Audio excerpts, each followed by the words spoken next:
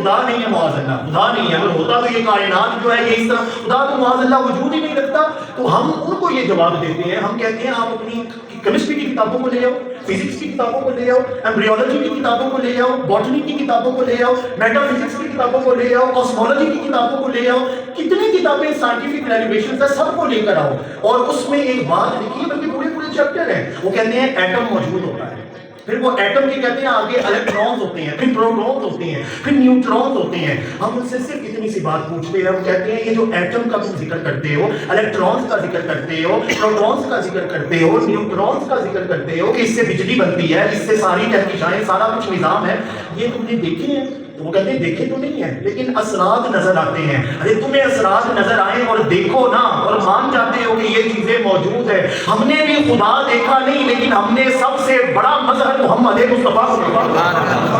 وہ ہم مانیں گے نا کہ حضور ہے. اسی لیے جب آقا کریم نے کہا نا کہ کافر دلیل مانگتے ہیں کہ رب ہے کہ نہیں ہے، تو رب ذوالجلال نے فرمایا فقد لبثت فیکم عمرا من قبلی، محبوب آپ ان کو کہیے میں نے اپنے 40 سال تمہارے درمیان نہیں گزارے، میرا بچپن تمہارے درمیان گزرا، میرا لڑکپن تمہارے درمیان گزرا، میرا جوانی تمہارے درمیان گزری. اگر مجھ میں عیب نظر نہیں آتا نا تو پھر مان جاؤ کہ جس خدا کا ذکر کر رہا ہوں اس میں بھی کسی قسم کا عیب